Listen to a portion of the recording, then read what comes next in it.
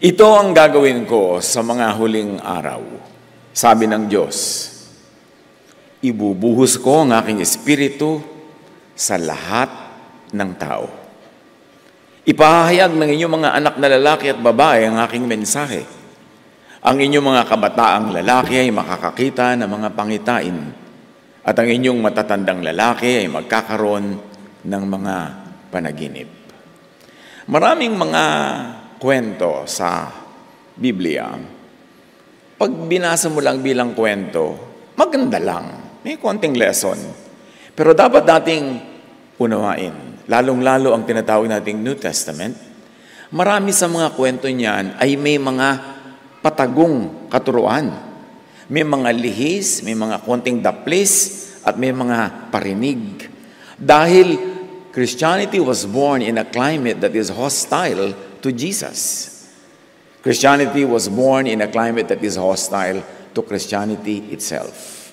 Kaya mga Christian teachers and writers, hindi sila laging diretso magsalita dahil maraming magugulong balahibo pag nagsasalita sila ng diretso. Kaya ano ang task ng nagbabasa, lalo na mga mensahe ni Jesus? Read between the lines. Uriin, suriin kung ano ang mga teaching na diretso, ano yung mga parinig lang, paronggit. Kaya let him who has ears hear. Yan ang laging sinasabi. Yung gustong makarinig, makinig na mabuti. Unawain ang mensahe. At ganyan ang gagawin natin sa kwentong babasahin natin na siguradong dati at paulit-ulit nang nabasa ng marami sa atin. Pero ngayon, ano ang mga parinig? Ano ang mga paronggit? Ano ang mga padaplis na leksyon na hindi tahas ang itinuturo nung araw because of the very hostile climate? Spirituality beyond Jewish religiosity.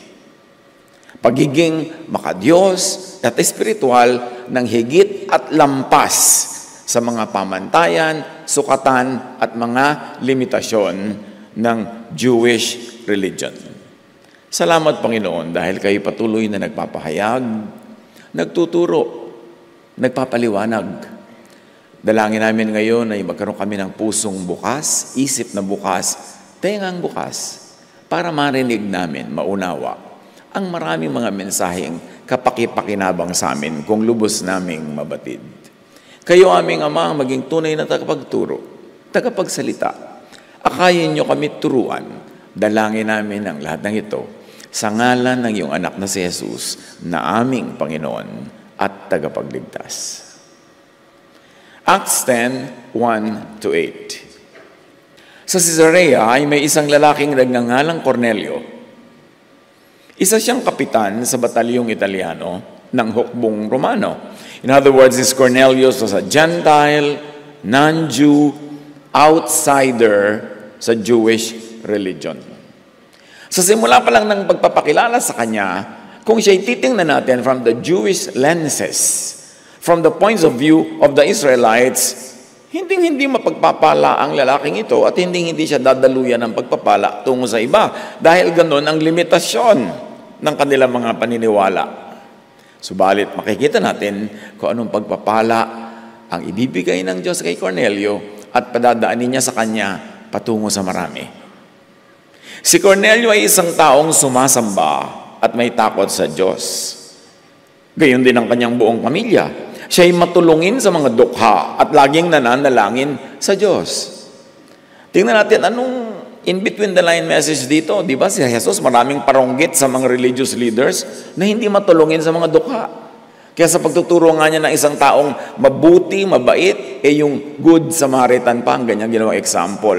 Kabaligtaran ng mga teachers of the law, ng mga Pharisees, ng mga religious rulers ng Israel. At ito daw si Cornelio ay laging nananalangin sa Diyos.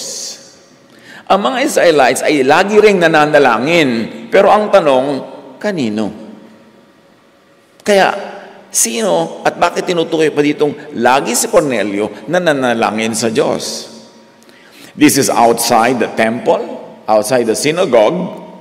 Therefore, ang prayer life nitong si Cornelius was outside Jewish religiosity, and his spiritual life was outside Jewish sacrifices and rituals. Mayroong high religion outside of Jewishness. Immediately, that is a very clear message, though not directly given. There is great godliness outside and beyond the Jewish religion and scriptures. Hindi kailangang pakulong sa Jewish scriptures o gayahin ang Jewish religiosity para maging makadiyos. Kitang-kita agad natin kay Cornelius. Acts 10:1-8. Minsan, nagkaroon siya ng isang pangitain. Kitang-kita niyang pumasok ang isang anghel ng Diyos at siya'y tinawag, Cornelio. So, dinadalaw ng anghel ng Diyos kahit outsiders, kahit non-Jews, and those who don't practice Jewish religiosity. Tumingin siya at takot na nagtanong, ano po yun? Sumagot ang anghel, nasyahan ng Diyos sa iyong mga dalangin at pagtulong mo sa mga dukha. In-emphasize na naman. Note here that private prayer outside the temple, yung nasyahan ng Diyos. And of course, nasyahan ng Diyos sa kanyang love works for the needy. Magsugo ka ngayon din ng ilang tao sa Joppa upang sunduin ng isang taong nangangalang Pedro para ka ma-bless. Natutuwa sa iyo ang Diyos, gusto kang i-bless. Ipasundo mo ang isang taong ni hindi mo kilala, nasa Joppa ngayon, ipasundo mo siya, may ipasasabi ako sa kanya para sa iyo. Pagkaalis ng anghel, tumawag si Cornelio ng mga naglilingkod sa kanya at pinapunta sila sa Joppa. Sa pagpapatuloy, verses 9-13, kinabukasan, so napakahaba ng paglalakbay, kinabukasan, samantalang naglalakbay at malapit na sa Joppa ang mga inutusan ni Cornelio, si Pedro na may umakyat sa bubungan upang manalangin. So tulad ni Cornelio, nananalangin din siya. There is parallelism here. Bandang tanghali na noon, siya ay nagutom at gusto na niyang kumain. Ngunit habang naghihintay siyang maihanda ang pagkain, nagkaroon siya ng isang pangitain. Tulad na naman ni Cornelio, may pangitain siya. These are revelations outside of the written scriptures. Pangitain eh. Nabuksan ang langit at nakita niyang ibinababa sa lupa ang isang parang malaking kumot na nakabitin sa 4 na sulok. Imagine, isang malaking kumot na nakabitin sa 4 na sulok. Naroon sa kumot ang lahat ng uri ng hayop. Mga lumalakad, gumagapang at lumilipad. In other words, mga bawal kainin ayon sa Jewish law. May symbolism to, malaki. Narinig niya ang isang tinig, Pedro, tumindig ka, magkatay ka at kumain ng bawal kainin according to the Jewish scriptures. The essence of the command and the teaching is, go out of your Jewish scriptures. Kaya kung sa imagination ng maraming artist, parang ganito yung itsura ng kumot na yan, na nakabitin sa 4 na sulok at ang dami-daming lamang hayop na hindi naman kinakain ng mga Hudyo at mahigpit na ipinagbabawal ng Jewish scriptures. Tapos sabi ng boses from heaven, kumain ka, kainin mo silang lahat. Acts 10:14-16, ngunit sumagot si Pedro, hindi ko po magagawa yan, Panginoon. Kailan may hindi ako kumain ng anumang marumi o di karapat dapat kainin according to our scriptures. Hindi ko po kayo masusunod. Sa Jewish leaders po ako submissive. Never mind that you are from heaven. Sa pagpipilit sumunod sa Jewish scriptures, ayaw sumunod, pipiliin pang sumuway sa kataas-taasang Diyos na si El Elyon. Sabi niya, hindi ko po kayo masusunod. Bawal sa aming religion yan. Patuloy na pipiliin ang slavery to the Jewish law instead of freedom from the Jewish law. Katulad din na maraming present-day Pharisees, yung tinatawag nating present-day Christianity, salad of law and grace. Pero kadalasan, pag talagang truth on the ground, ang iiral, law above grace. At sa napakaraming tinatawag na Christian churches ngayon, mga kapatid, yan din ang dilema. Yan yung confusion. Law ba talaga o grace? At pag nagkaroon ng conflict, malamang na malamang ang iiral law. Parusa. Pagpupwera, papagalitan ka, parurusahan ka. Parang walang grace na itinuro si Jesus.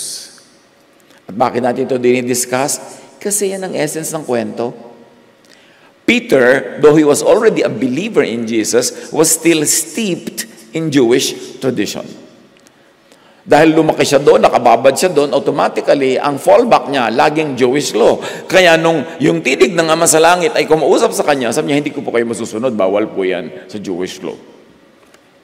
Acts 10:14-16, sa pagpapatuloy, muli niyang narinig ang tinig, huwag mong ituring na marumi ang nilinis na ng Diyos. So may nangyari. Yung dating itinuturing nilang marumi, sinasabi na ngayon ng Diyos, malinis yan. Makinig ka sa akin, hindi yan bawal. In other words, don't continue to imprison yourself in Jewish scriptures and regulations. Be free from Jewish religious and dietary law. As sinabi sa Matthew 15:11, Jesus says, the food you put into your mouth doesn't make you unclean and unfit to worship God.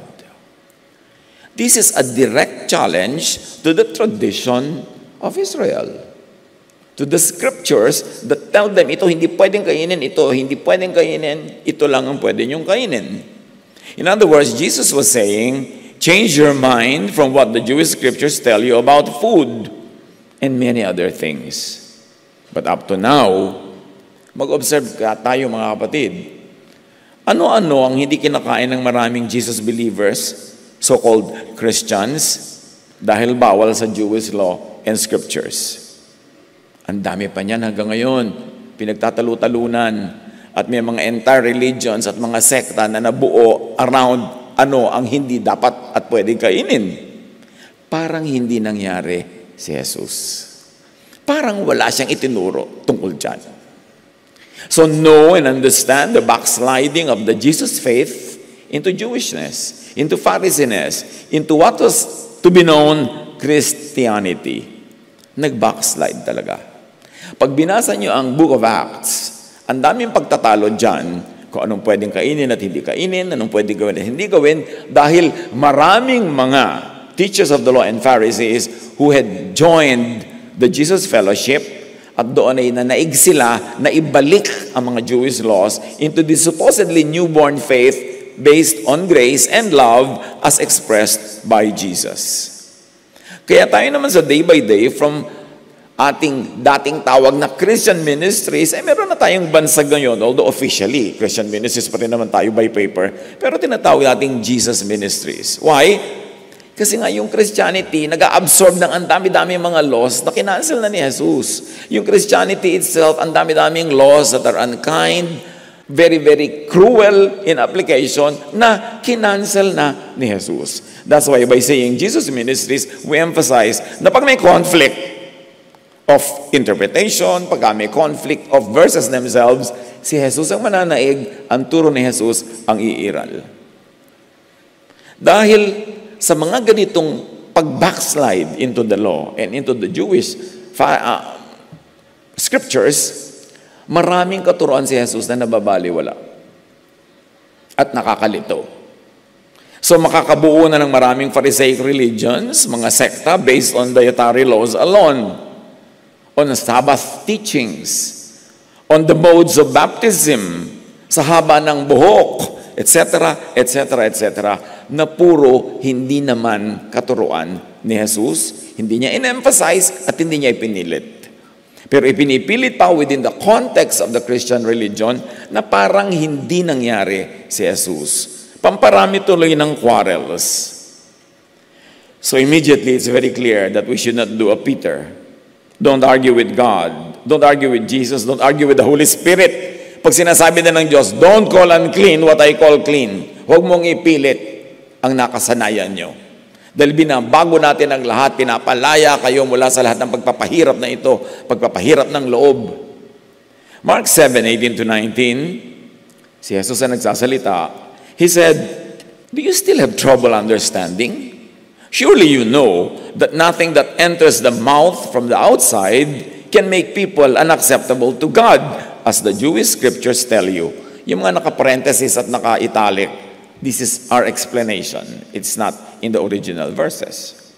When Jesus said this, he meant there is no food that is wrong for people to eat. So that is parenthetic, but that is scriptural, direct from Scripture. When Jesus said this, he meant there is no food that is wrong for people to eat, despite the Jewish scriptures. Pero ngayon, alam nyo, ang laki-laking usapan at sometimes away kung ano ang hindi pwedeng kainin. Pamimili ka lang, ano ba sabi ni Jesus? Ano ba ang sinasabi ng old scriptures? Sino ang dapat sundin? Obviously, during the entire ministry of Jesus, Jesus deconstructed so much of the teachings of the Jewish religion. Not all. May mga itinira dyan, lalo yung mga universal moral laws. Pero yung kanilang mga dietary laws, mga hygienic laws, at pa nila ang kanilang civil laws. O, pagka merong kasalanan nito, patayin, batuhin hanggang mamatay. O may babaeng nagpakasal, hindi na siya virgin, batuhin hanggang mamatay. Civil laws ng Israel yan eh. It was given in context. In the context of their culture, in the context of their tribal traditions, and needs of their society. But those were not given universally to all people for all time in all places. Kaya kailangan sinusuri at sinasala sa Jesus filter. Jesus would make similar voiding declarations about major Jewish institutions like the Sabbath. Sabi niya, Sabbath was made for man, not man for the Sabbath. At sinadya pa niya talagang i-break yung Sabbath sa napakaraming pagkakataon para ipakita sa kanilang hindi magagalit ang Diyos. Pag kayo may ginawang mabuti sa kapwa o sa inyong sarili, kahit na nga Sabbath ay nagbabawal na may gawin kayo. Jesus made similar voidings about the temple. Sabi niya, that temple will be destroyed. That one stone will be left on top of another. So kitang-kita niya yung sentiment ni Jesus about the temple and the sacrifices happening there. Tapos marami ngayon na naman na maka-Jewish Christians, ang goal, buuin muli ang temple part 3. So sinasalungat ang teaching at kalooban ni Jesus dahil ginigiit ang Jewishness. Kaya paulit-ulit tayo tungkol dito mga kapatid dahil yan ang nakikita natin isang malaking conflict na maraming Christians. Will I be a Jesus follower or will I be Jewish in my teaching, in my practices? Maraming declarations si Jesus that were very, very deconstructive of the priesthood, of sacrifices, of the holiness and cleanliness issues of the Jews, and the issues on nationality, race, and gender. Ang dami-daming turo ni Jesus, pero ang nangingibabaw, yung turo ng mga Pharisees, dahil siyang namang mortal na kaaway ni Jesus. Sa pagbabalik sa Acts 10:14-16, kay Cornelio at kay Peter, muli niyang narinig ang tinig, huwag mong ituring na marumi ang nilinis na ng Diyos. 3 ulit na nangyari ito. So sure na totoong nangyari. At pagkatapos ay kaagad iniakyat sa langit ang kumot na yon. To be repetitious but emphatic, Jewish law prohibits such a diet. But the Most High God, Elyon, had set people free from such law. Do not place the Jewish scriptures and law above God's command, and if we would add, about God's recent command. Yung mga corrections done by God through Jesus, dapat pakinggan, kaya nga ipinadala si Jesus. Let us not behave as if Jesus did not happen. Pinatay nga si Jesus dapat sa corrections na ginagawa niya sa Jewish religion. Tapos ngayon, Christians, ipagpipilitan yung Jewish teachings na yon na kinorek na nga ni Jesus. Do not continue to be limited and bound by Jewish law that were canceled by Jesus. There were elements of the Jewish law that Jesus promoted. Inulit pa niya. Tinanong siya, what must I do to have eternal life? Sabi niya, honor your father and mother, do not commit adultery, do not steal, do not murder. Lahat ng mga kabutihang loob na yan na universal para sa lahat ng tao, inulit ni Jesus. Ibig sabihin, hindi naman niya kinansel lahat. Pero, aralin, pansinin, at tandaan yung mga kinansel na niya.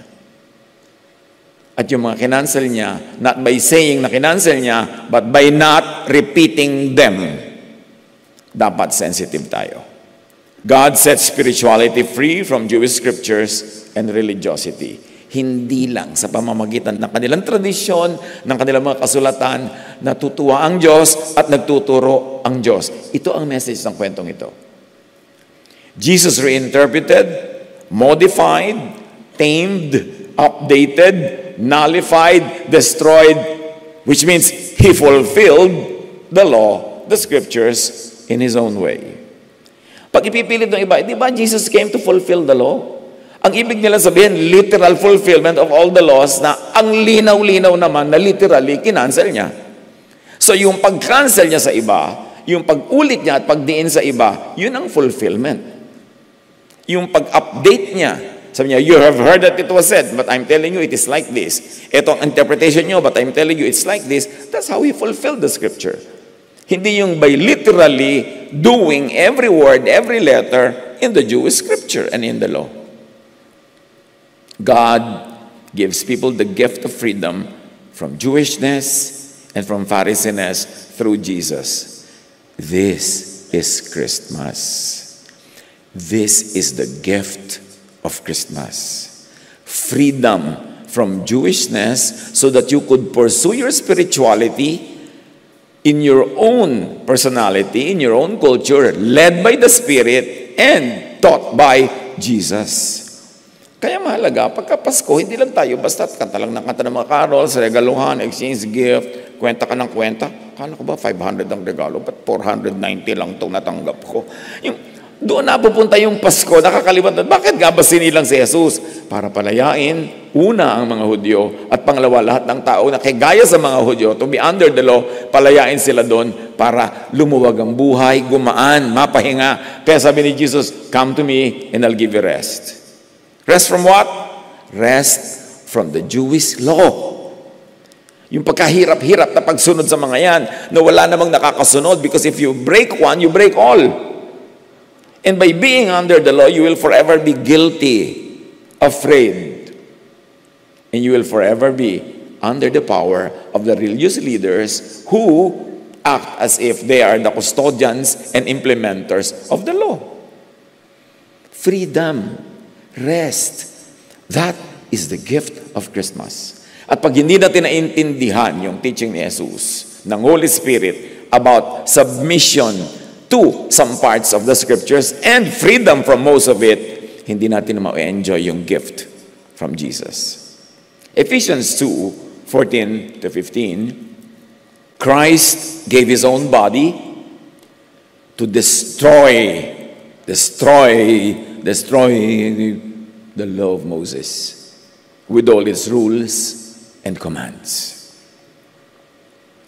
Gaano pa kalinaw ang kailangan natin para palayain ang mga sarili natin? Huwag ipagpilitan. Actually, there are only two forms of Christianities. Pagka iba nagtatalo-talo, mga sekta-sekta, mga kung ano-ano mga doktrina. But there are only two forms of Christianities really. Christianity that is under the law and Christianity that is free from the law as freed by Jesus. Yun lang. Huwag kayong palito sa mga minor issues. Kaya halimbawa, kinukumbida ka ng isang church, dito ka na mag-member, blah, blah, blah, blah, blah, blah. Tatanong mo, teka, under the law ba kayo o under grace?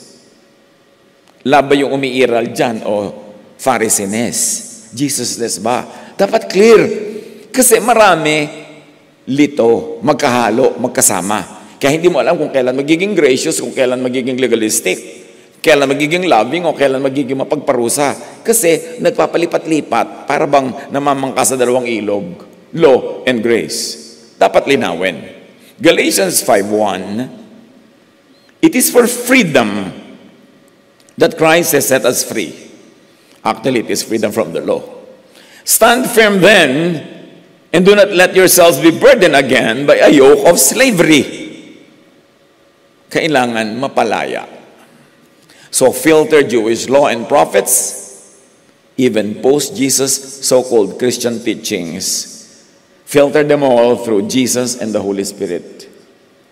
Kasi kahit sa Book of Acts, pag binasa nyo, ang daming backsliding ginawa ang Christians at ang daming Jewish practices ibinalik into the Jesus Fellowship. Maraming naibalik, naisingit, naidagdag na Jewishness to Christianity. Study the Book of Acts. Magsaliksi kayo. Dumali na ang pag-aaral ngayon, nag-google na. Pwede nyo i-YouTube. Although of course, dapat naman meron kayong filter kasi marami rin kengkoy nakaturuan doon. Pero dapat meron kayong pamantayan kung ano yung standard na pwede nyo panghawakan. At marami kayong matutuklasan na itinago ng simbahan for thousands of years. Dapat tuklasin. Kaya dapat mag-Jesus filter yung ating inimbentong salaan na yan. Na lahat ng nakikita nyo sa Jewish scripture, sa Old Testament, salain kay Jesus. Kasi marami na siyang kinancel. Marami na siyang in-upgrade, in-update. At may mga itinuloy din naman. Gusto kong idiin yun, lalo yung mga universal moral laws on goodness. Tapos yung makikita nyo hindi na applicable, kinancel na ni Jesus, ilagay nyo na sa library, sa file. Reference, pamisa-misan, mabuting balikan yan para alam mo, pero hindi na kailangang ipilit and you don't kill or die for these teachings that were already canceled by Jesus. Set yourself free. Acts 10:17-23, balik kay Cornelio.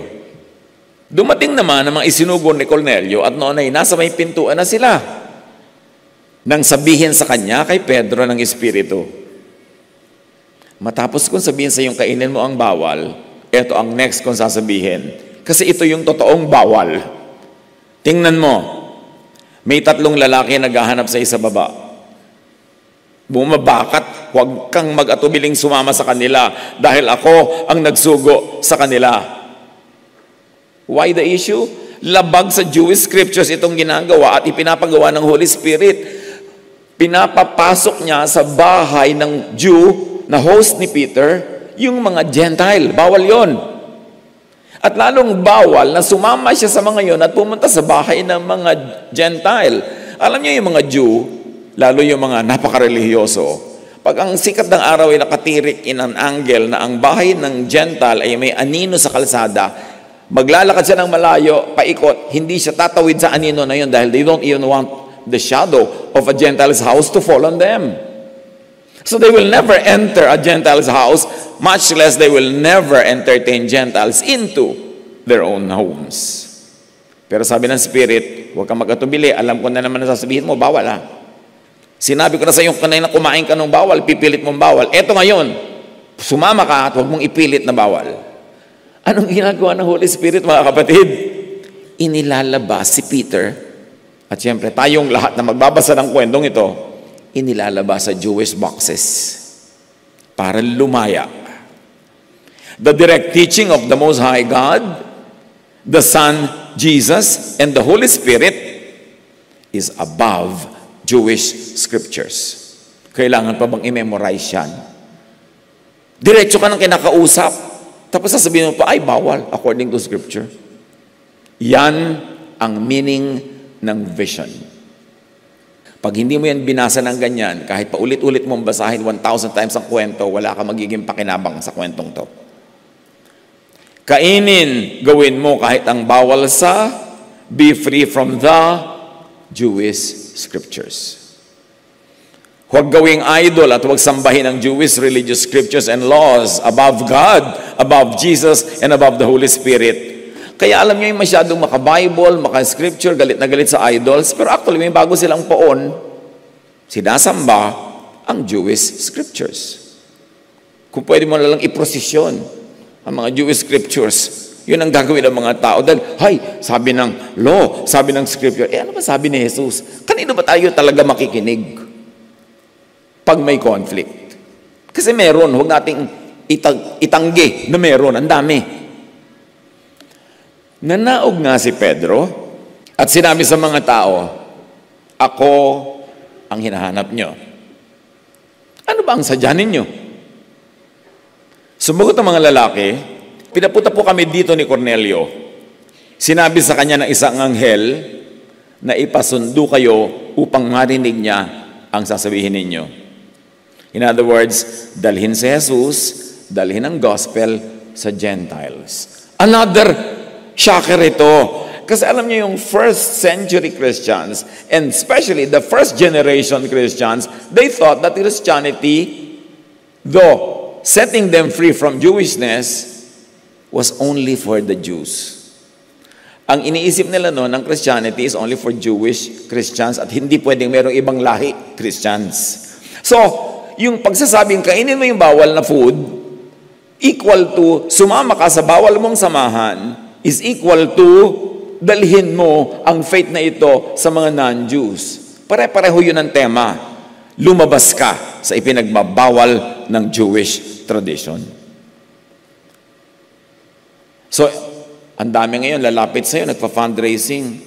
Magmi-mission po ako sa Cambodia, magmi-mission po ako sa ganun, sa ganyan, suportahan niyo ako.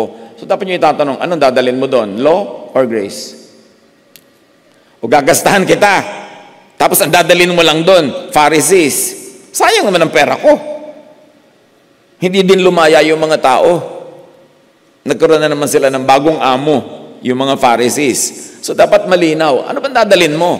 Grace, love, Jesusness. Pinatuloy sila ni Pedro at doon pinatulog ng gabing yon. Unheard of. Mamamarites itong si Peter dahil dito. Sobra siyang pag-uusapan ng mga conservative Jewish Christians dahil sa kanyang ginawa. Compromiser. Bakit siya nagpatuloy ng mga Gentiles? But you know what happened? Peter understood the message of the vision. And Peter immediately broke Jewish scripture. Immediately, he broke what the scriptures were telling him. So siya ay compromising. But did you know that compromise, as led by the Spirit, is a beautiful spiritual word? Allergic dyan yung mga legalista, yung mga Pharisees, ang sama-sama na pag-compromise. But compromise, if you are led by the Spirit, is a beautiful word. Kasi pinapa-compromise niya yung Jewish conviction into Jesus conviction. Into Jesusness. Hindi maganda yung ganong compromise. Yung pupunta ka sa mga kamag-anak mo, sasabihin sa'yo ng church sa sinalihan mo, huwag kang sasali. Huwag kang pupunta sa kanila kasi iba ang religion natin sa kanila. But you compromise because you want to bring Jesus to them. Pero pagbabawalan ka ng mga modern day Pharisees, kasi gusto ka nila solohin. Gusto ka nilang ikulong. Gusto ka nilang angkinin. At gawin ka nila lang. So, ang lesson so far, do not hesitate to compromise the law on grace. You want to be gracious, you have to compromise the law. Kasi hindi pwedeng sabay. Compromise legalism on love. Judgment on forgiveness. Exclusion on inclusion and acceptance. At marami pang iba. Do not hesitate to compromise all the Pharisees for Jesusness. Now, we know that Peter obeys God's unscriptural and unbiblical command. Did you notice that the command of God was unbiblical? Unscriptural. So far as the scriptures that they were talking about were what they had in their hands, the Old Testament. Sobrang kontra sa scripture nila ang sinabi ng Diyos na gawin ni Pedro. Because the Most High God was giving people the new command, the new covenant, in love, not in law. The new law, which is really grace. The new scripture, God was giving the world the new scripture, not carved in stone, but coming directly from the Spirit. Kung lagi kang hahanap ng verse to support what you do, ang dami-dami mong hindi pwedeng gawin. But the Spirit now guides us and tells us. At ito yung message ng kwento. Inilabas ka na sa limitation ng legalism. Makinig sa tinig ng Espiritu. So, we were being given a new scripture written in people's hearts. Kasi, pag ang sinunod mo lang, yung Jewish written scriptures, yung heart mo tells you to be kind, but the scriptures tell you, no, to be just, so to speak, meaning to punish, to hurt, to kill. So, the New Testament levels up the Old. Maraming in-retain the universal moral teachings, pero ang daming cruelty, unkindness, and unloving teachings canceled by Jesus. Kasi ba't pa siya dumating kung wala naman pala siyang babaguhin? Hindi nagsayang lang siya ng buhay at pagod. Pero nag-boost siya ng buhay at pagod kasi may dapat baguhin. At kung tunay kang nananalig kay Jesus, you must take seriously kung ano yung mga binago na yun ni Jesus at yun na ngayon ang pairalin mo sa iyong buhay. John 8:5-6, the law of Moses, meaning the written law of Moses, commands us to stone to death any such woman. What do you say we should do? Alam niyo yung kwento? A woman was caught in the act of adultery. She was going to bed with a man, not her husband. At ang linaw, dinala kay Jesus, isinubsob doon sa lupa, pinahiya. Sabi niya, the law of Moses clearly tells us that this woman must be stoned to death. Kaya napaka-stark, napaka-clear ng ginawa ni Jesus. But Jesus stooped down and started writing on the ground with his finger. Look, let us have some license to interpret why Jesus wrote on the ground. The people were appealing to the written law carved in stone. Now Jesus writes on the dust with his finger. In other words, there are two writings that we are compared here. The writings of Moses carved in stone that demanded that this woman be stoned to death. And Jesus poetically was writing on the ground. Literally, we may want to think that Jesus was writing the new law, the new command, the new scriptures, which is love and grace. And why do we have a good reason for thinking that is so? Kasi hindi niya ipinabato. Kahit ano pang paikot-ikot at pasirko-sirko ang gawin natin sa kwentong ito, isa lang ang ending. Hindi in-implement ni Jesus ang law ni Moses. Niligtas niya yung babaeng yon from the cruelty of the law. Naligtas yung buhay ng babae. Law written in stone, Jesus writes on the ground. Ano naman yun? Poetic license lang natin to interpret it that way. So this is the new law, the new command, the new scriptures, which is love and grace. At yun ang pinairal ni Jesus. Jesus spoke and answered by writing with his finger, by rewriting the law with his own hand. Now, back to the story.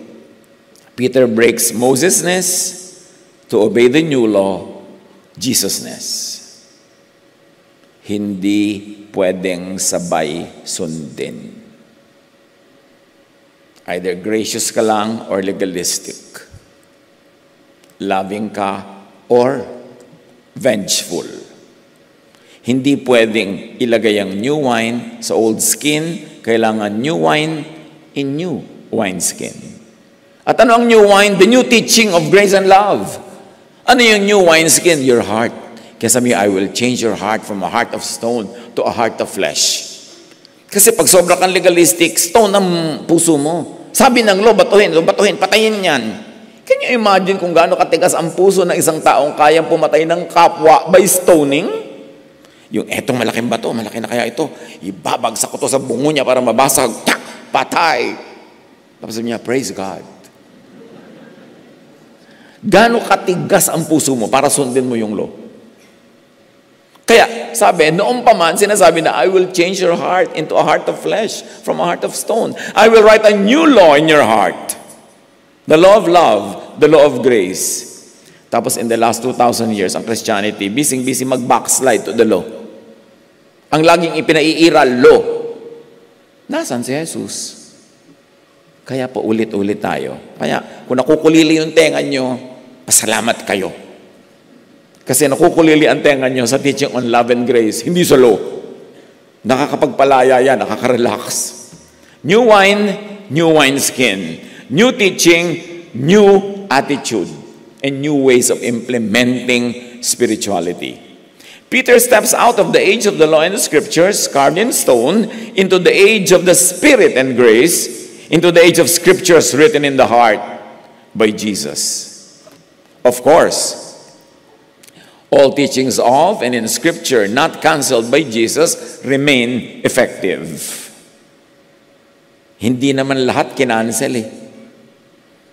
Inulit niya, love your neighbor, honor your father and your mother, do not commit adultery, do not steal, do not murder. Tuloy yun. Yung iba kasi ginagawa nilang caricature yung pagtuturo ng grace. Parang, oy, grace na daw ang turo. So gawin mo na lahat, magwala ka na, magkalat ka na. Patayin mo na ang biyanan mo. Walang ganun sa grace. Pinapapangit kasi nung iba para magmukhang mali dahil gusto nilang ipilit law. So, kailangan mag-Jesus filter. Pagpapasa kay Jesus, yung lahat ng old teachings, edi tuloy, pero hindi papasa, ilagay na yun sa library. For record purposes na lang. People steps into the age of freedom from the Jewish law and scriptures, from the age of the kingdom of the Most High God. He steps into that kingdom. Kaya sabi ni Jesus, the kingdom of God is in you. Pag nanalig ka sa akin, the kingdom of God is in you. Kasi ibang kingdom ang nag-ahari sa mga Israelites nun eh. Kaya kailangan sabihin ni Jesus, the kingdom is in you. It's not outside. It is not something you see or touch. It is the condition of your heart. So earlier, we know that Peter walks on water. Diba? Peter does a Jesus. Lahat yan parang prophetic. That he would do a Jesus. He would do the impossible. Like, invite Gentiles into his house and go to a Gentile's house. It's like walking on water.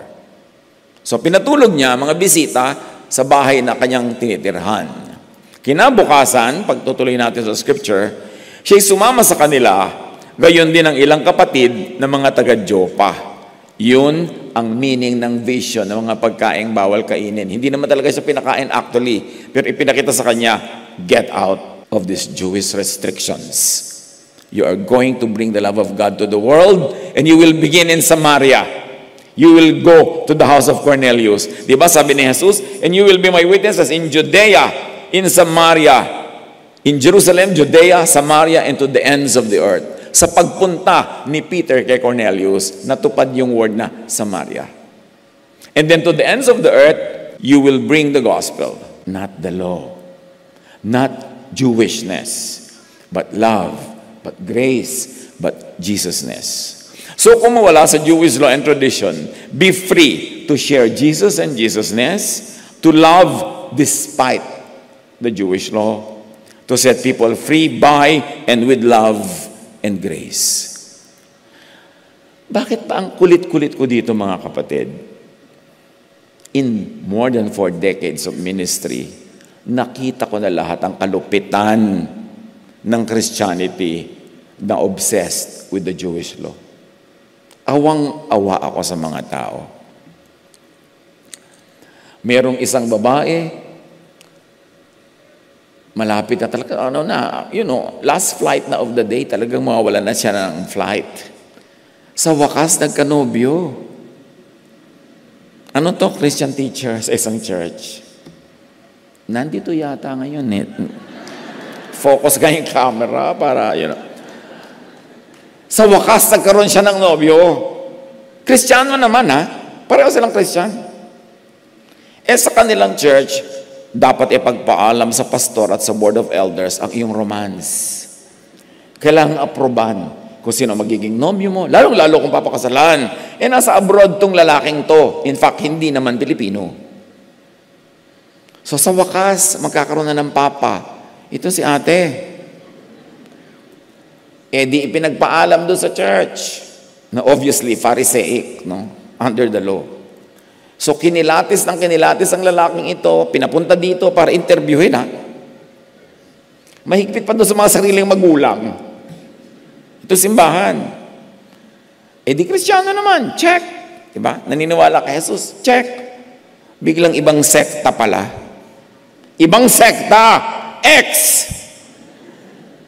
Ipinagbawal sa babaeng ito ang kanyang kahuli-hulihang chance Well, siguro hindi naman talagang huli, pero by the looks of it, di ba? Parang last trip na yan. E di ang pagdurugo ng puso ng babaeng ito, imagine, nagmahala na rin sila kahit man lamang internet. Naibig na siya, tsaka pagka nga hindi nagte-text sa kanya, miss na niya agad. Tapos pinagbabawalan.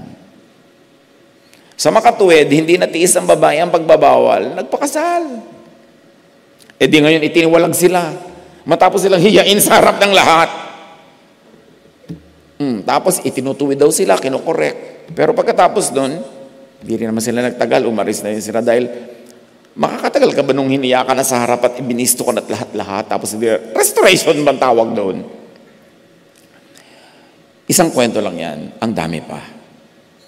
Kung gusto nyo, mag-extend tayo. Extra class. Pero, tad-tad, ang dami kong pamangkin, alam nyo yan sa Facebook, I call them all pamangkin. Ang mga ipinagtatapat sa akin, ang mga isineshare ng mga problema sa church, puro pahirap. Puro pahirap. Mga imposible. Kaya gusto nating i-emphasize ang Jesusness.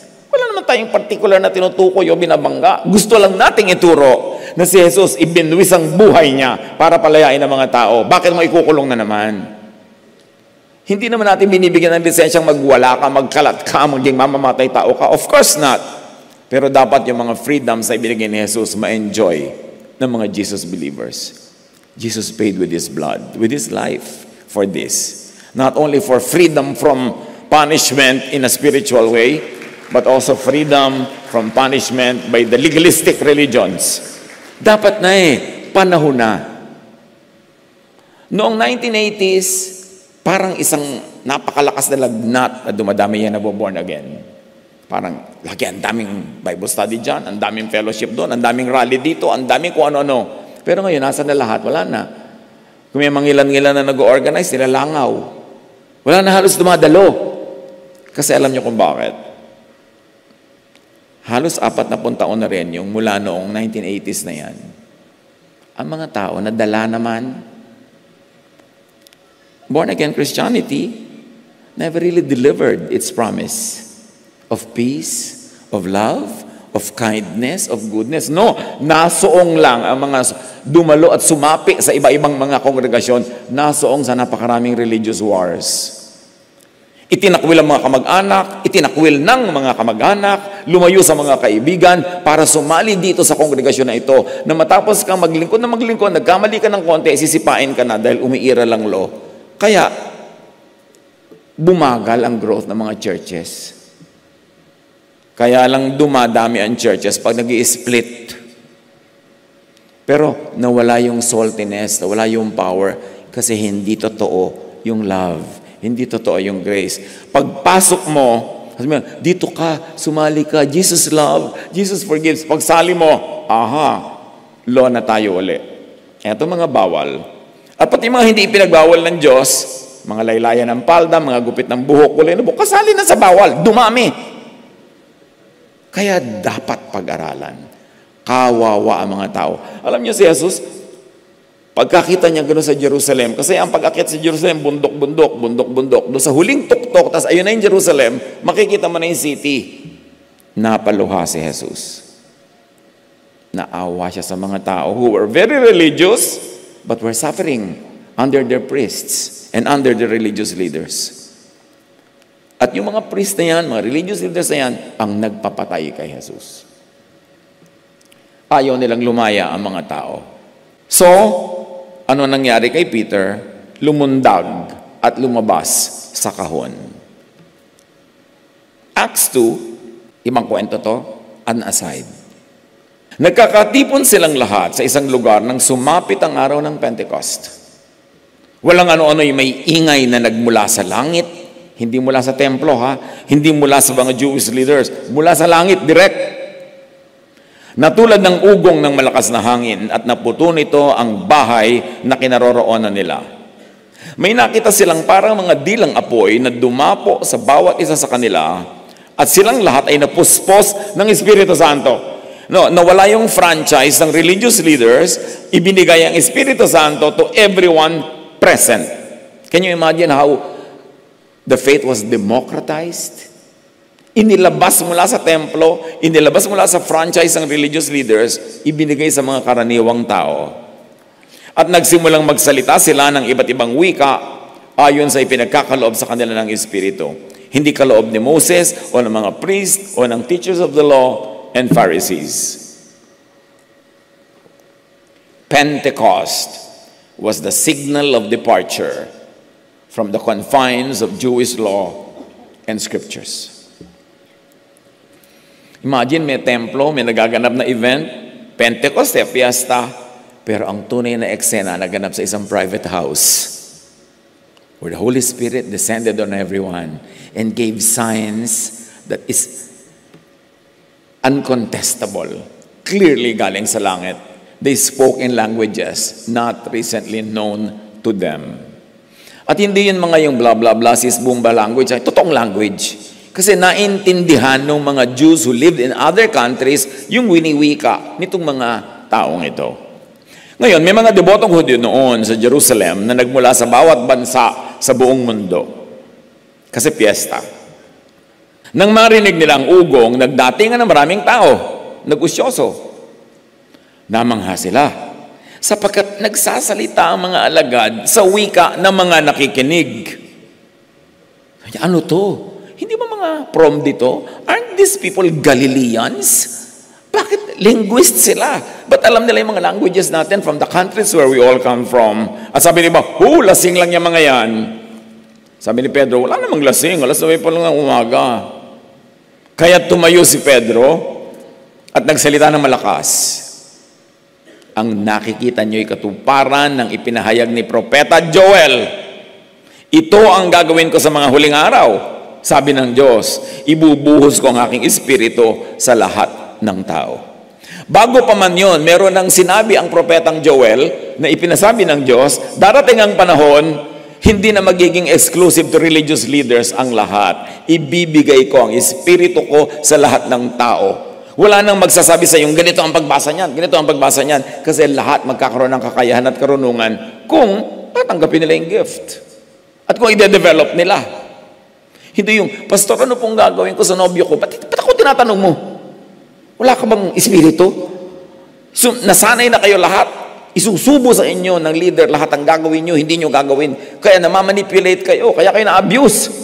Dapat kayo mag-isip. So, wala ng exclusiveness, kundi inclusiveness na. Lahat kasali.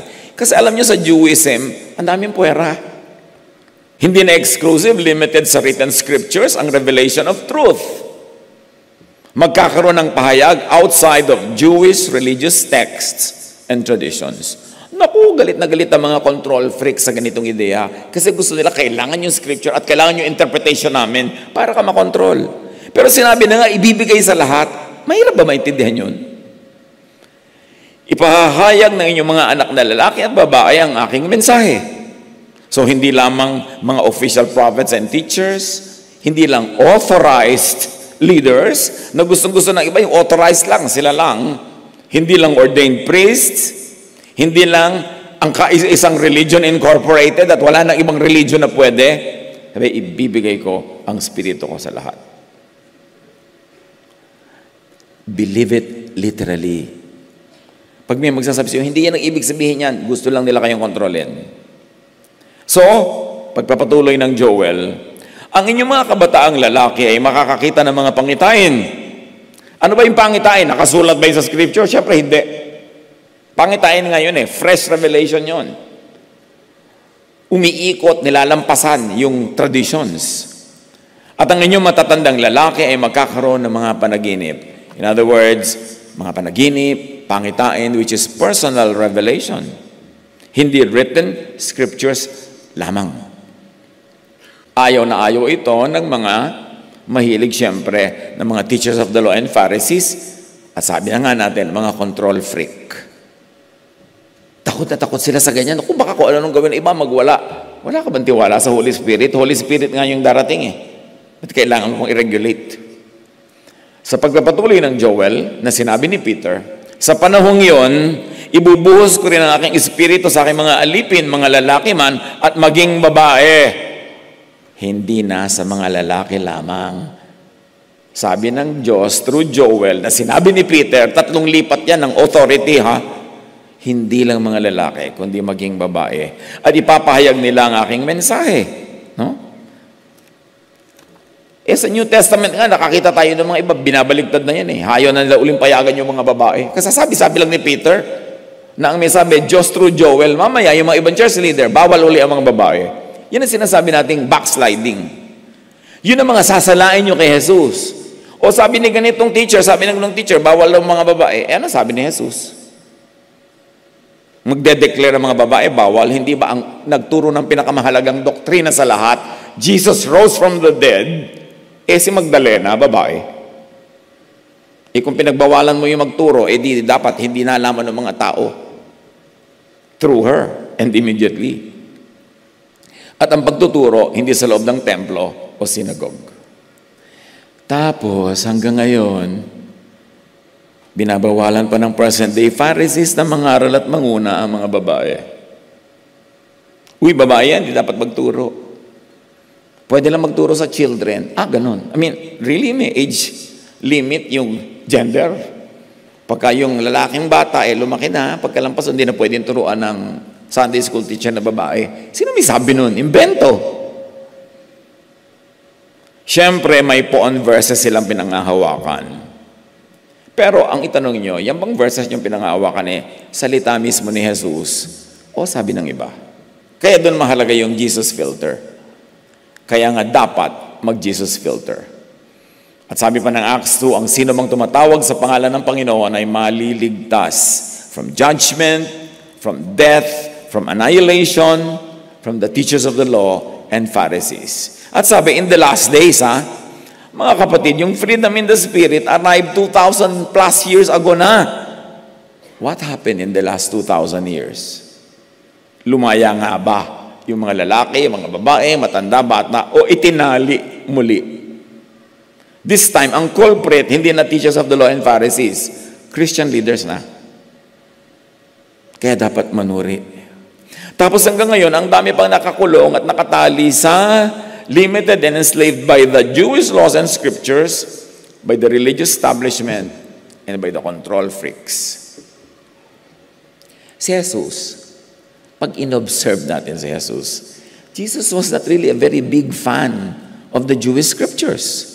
Ang dami nga niyang iniba. Ang dami niyang in-upgrade, kinancel.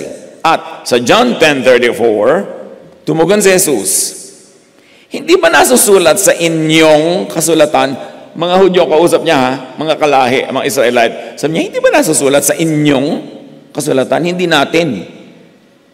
Jesus answered them, isn't it written in your scriptures? Jesus answered, it is written in your own law. In other words, nakadistance si Jesus. Pag pinag-uusapan yung scriptures na yan at law, hindi niya in-embrace at nilunok buong buo, ang dami niyang itinuwid. Hindi niya sinabing, not our scripture or law. Get the cue from Jesus. Kasi ang dami ni Jesus na hindi direct na sinasabi. Kasi nung panahon niya, yung mga sinasabi niya, bawal na bawal sabihin yun hindi pa panahon. Kaya nga kahit siya, Son of the Most High God, Elyon, pag nakikita siya ng mga evil spirit, sasabihin nila, what have you got to do with me? Jesus, Son of the Most High God. Sasabihin ni Jesus, quiet. Be quiet. Hindi matatanggap ng mga religious leaders that I am the Son of the Most High God. Acts 10:24-26. Bumalik na tayo finally sa kwento ni Cornelius. Dumating sila sa Caesarea, doon ay naghihintay na sa kanila si Cornelio, pati ang mga kamag-anak at malalapit na kaibigan na kanyang inanyayahan. Sinalubong ni Cornelio si Pedro. Sinabi niya, alam naman ninyo, na bawal sa isang Hudyo ang makihalubilo o dumalaw sa isang hindi Hudyo. In other words, sabi ni Pedro, bawal tong ginagawa ko Bawal. Pinagbabawal ng scripture. Pero ipinagawa ng Diyos. Subalit ipinakita sa akin ng Diyos na hindi ko dapat ituring na marumi at di karapat dapat pakitunguhan ng sinuman. Kaya sabi niya, ano ngayon? Wala nang ganyang bawal-bawal. Kaya ako narito. I am breaking Jewish law. But I'm obeying God's word and God's instruction.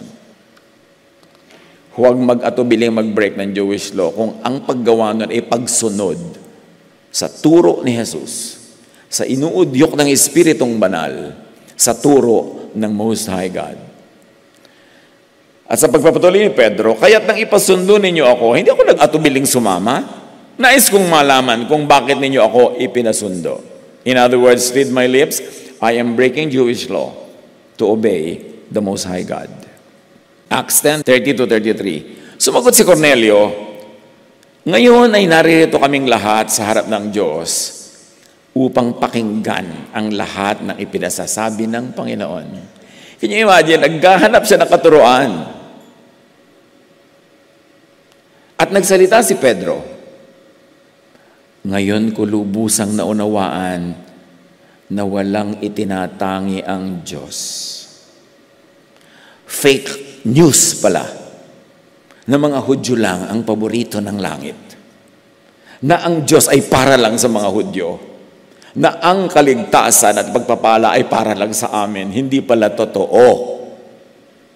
Walang paboritong lahi o bayan o grupo si Most High God Elyon. Sabi niya, ngayon ko lubos na unawaan. Wala palang ganon. Kasi pinadala ko sa inyo. Napakahalaga. Ito isang malaking kaliwanagan and revelation at paradigm shift. Remember, up to that time, the faith in Jesus was confined only to the Jewish believers. Ang laking lundag, yung dadalin mo sa Gentiles. Hanapan nyo ng application, mga kapatid, yung katotohanan na yon sa malalaki at maliliit na bagay. Yung lulundag ka, lalabas ka sa kahon kasi pinalaya ka ni Jesus. Ang tunay na Diyos na tumawag kay Peter ay walang favoritism. May Diyos-Diyosan na bias at mayroong blind favoritism. Kilalanin, suriin ang mga katuruan at mga pahiwatig ni Jesus tungkol dyan dahil pagkarami-rami. Kailangan lang basahin with clear vision dahil napakarami. Pag sinabi ni Jesus that I am the good shepherd, meron siyang tinutumbok na bad shepherd. Pagka sinabi niyang, I will give you rest, meron siyang pinarurunggitan na pinapagod yung mga Hudyo.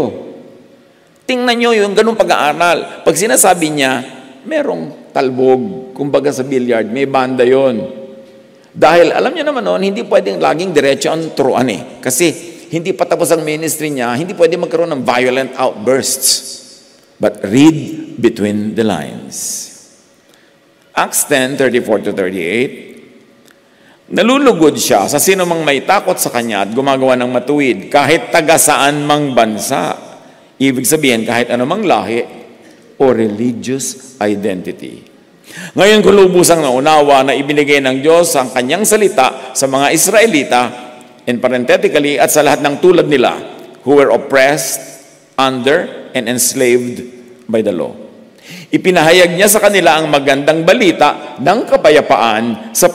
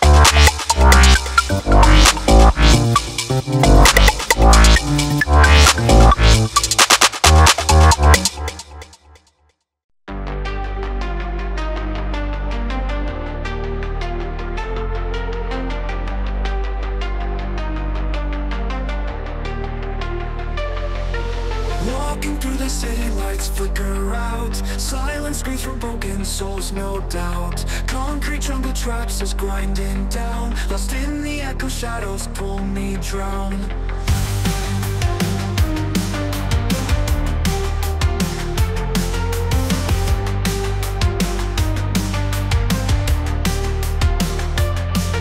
Streetlights buzzing, whispers in the dark.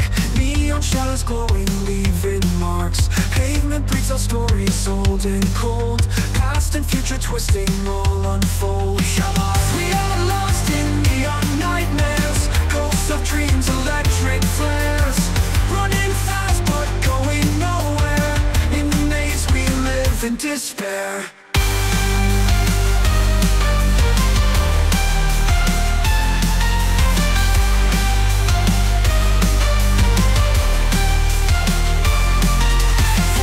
Rise mechanical and raw. Vocal cords electric through the straw.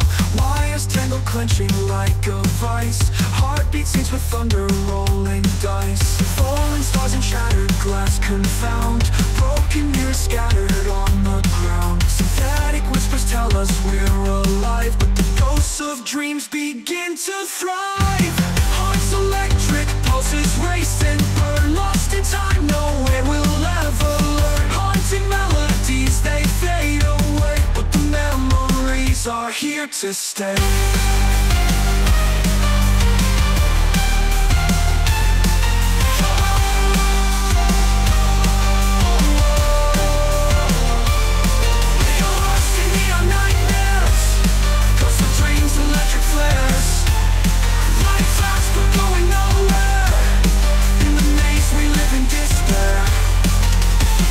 In the distance, a flicker of light. A single star cuts through the endless night. A tiny spark, a whispered prayer. Maybe hope can bloom even here in the neon air.